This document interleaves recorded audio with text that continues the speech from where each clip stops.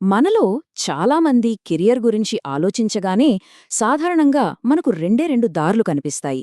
ఒకటి, ఏదైనా పెద్ద ఐటీ సర్వీసెస్ కంపెనీలో చేరడం, లేదా కొంచెం రిస్క్ తీసుకుని ఒక స్టార్టప్లో జాయిన్ అవ్వడం. ఈ రెండింటి మధ్య ఏది బెస్ట్ అని తేల్చుకోవడం చాలామంది ప్రొఫెషనల్స్కి ఒక పెద్ద సవాలుగా ఉంటుంది. అవును, ఇప్పటి కెరియర్ జర్నీలో అవకాశాలు ఎన్నో ఉన్నాయి, కానీ వాటితో పాటే సందేహాలు కూడా అంతే ఉన్నాయి. ముఖ్యంగా టెక్నాలజీ, బిజినెస్ రంగాల్లో ఉన్నవాళ్లకి ఈ ఆప్షన్స్ ఇంకాస్త కన్ఫ్యూజింగ్గా అనిపిస్తాయి. ఎందుకంటే ప్రతి దారికి దాని సొంత లాభాలు, నష్టాలు, ఒక కల్చర్, ఒక ఫ్యూచర్ అన్నీ ఉంటాయి.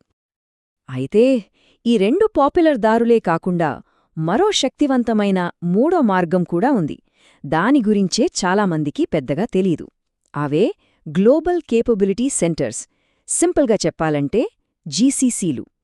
ఇది ఒక రకంగా చెప్పాలంటే దాగి ఉన్న ఒక పెద్ద అవకాశం లాంటిది.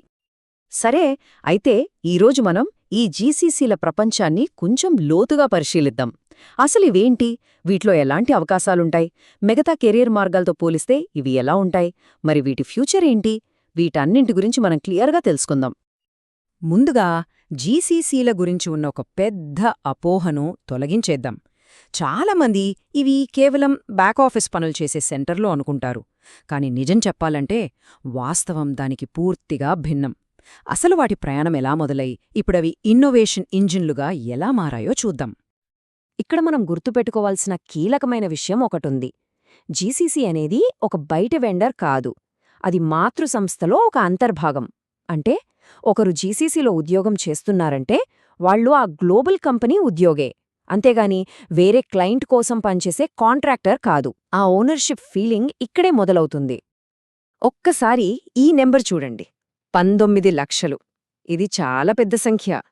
మన భారతదేశంలోనే దాదాపు 19 లక్షల మంది ప్రొఫెషనల్స్ నేరుగా జీసీసీలలో పనిచేస్తున్నారు. అంటే ఇది ఏదో చిన్న రంగం కాదు, మన ఆర్థిక వ్యవస్థలో ఒక ముఖ్యమైన శక్తిగా ఎదుగుతోంది. వీటి ప్రయాణం చాలా ఇంట్రెస్టింగ్గా ఉంటుంది.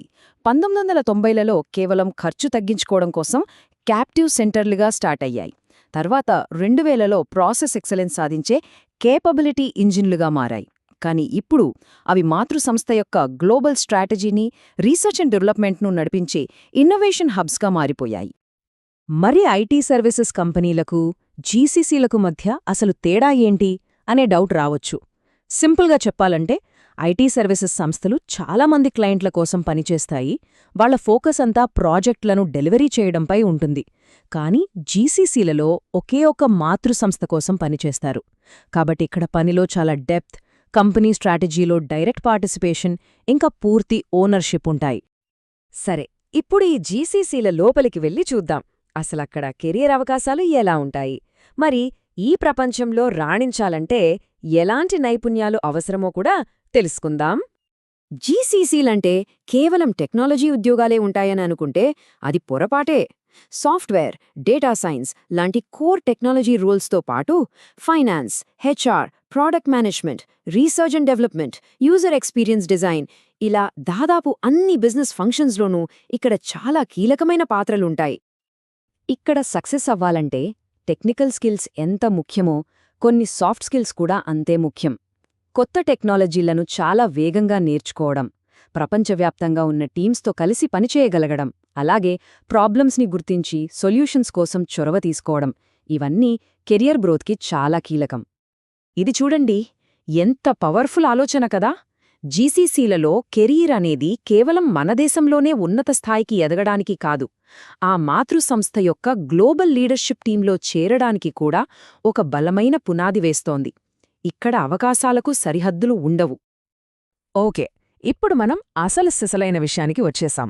మన ముందున్న ఈ 3 కెరియర్ ప్రపంచాలను ఒకదానితో ఒకటి పోల్చుద్దాం. దీనివల్ల ఎవరి ఆశయాలకు, ఎవరి పర్సనాలిటీకి ఏది పర్ఫెక్ట్గా సెట్ అవుతుందో ఒక క్లారిటీ వస్తుంది. ఈ టేబుల్నే మనం కొంచెం జాగ్రత్తగా చూస్తే చాలా విషయాలు క్లియర్ అవుతాయి. స్థిరత్వం, ఒక స్ట్రక్చర్డ్ గ్రోత్ కావాలనుకునే వాళ్ళకి జీసీసీలు కరెక్ట్. అదే fast paced environment, high risk, high reward కావాలనుకునేవారికి స్టార్టప్లు బెస్ట్. ఇకపోతే రకరకాల ఇండస్ట్రీస్లో పనిచేస్తూ విస్తృతమైన అనుభవం కావాలి అనుకునేవారికి ఐటీ సర్వీసెస్ సంస్థలు బాగుంటాయి. చూసారా, ప్రతి దారికి దాని సొంత అడ్వాంటేజెస్, ఛాలెంజెస్ ఉన్నాయి. సో సింపుల్గా చెప్పాలంటే జీసీసీల అసలు స్పెషాలిటీ ఇదే. ఒకవైపు ఒక పెద్ద గ్లోబల్ కంపెనీ ఇచ్చే జాబ్ సెక్యూరిటీ, స్టెబిలిటీ ఉంటాయి. మరోవైపు అదే కంపెనీకి అత్యంత కీలకమైన కటింగ్ ఎడ్జ్ ఇన్నోవేషన్పై పనిచేసే గొప్ప అవకాశం దొరుకుతుంది. ఇది స్టెబిలిటీకి, ఛాలెంజ్కి మధ్య ఒక పర్ఫెక్ట్ బ్యాలెన్స్ అన్నమాట. సరే, ఇప్పటివరకు జీసీసీల ప్రెజెంట్ గురించి చూశాం.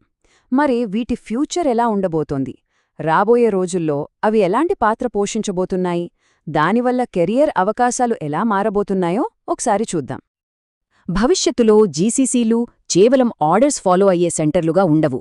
అవి మాతృసంస్థతో కలిసి బిజినెస్ స్ట్రాటజీలను తయారు చేయడంలో, అంటే కో-క్రియేషన్లో భాగమవుతాయి. గ్లోబల్ బిజినెస్ ప్లాట్ఫామ్లను ఇక్కడి నుండే నిర్మించి నడుపుతాయి. అంతేకాదు, స్టార్టప్లు, యూనివర్సిటీలతో కలిసి పనిచేస్తూ ఇన్నోవేషన్ ఎకోసిస్టంలో ఒక కీలక పాత్ర పోషిస్తాయి. ఈ ఒక్క మాట చాలు భవిష్యత్తు ఎంత క్లియర్గా ఉందో అర్థం చేసుకోవడానికి. జీసీసీలు ఇంకేమాత్రం సపోర్ట్ ఫంక్షన్లు కావు. అవి కంపెనీ ఫ్యూచర్ను డిసైడ్ చేసే స్ట్రాటజిక్ పార్ట్నర్స్. ఇన్నోవేషన్కి, బిజినెస్ ట్రాన్స్ఫర్మేషన్కి నాయకత్వం వహించే పవర్ సెంటర్లుగా మారుతున్నాయి. ఫైనల్గా ఒక ఆలోచన. భవిష్యత్ అనేది ఎక్కడో తయారు చేయబడదు, దాన్ని మనమందరం కలిసే సృష్టిస్తాం. ఈ మారుతున్న ప్రపంచంలో ఒక ప్రొఫెషనల్ తన కెరియర్ను ఎక్కడ నిర్మించుకోవాలి? మనకు బాగా తెలిసిన దారుల్లోనా, లేక ఈ కొత్త అవకాశాల ప్రపంచంలోనా? ఈ ప్రశ్న ప్రతి ఒక్కరూ తమను తాము వేసుకోవలసిందే.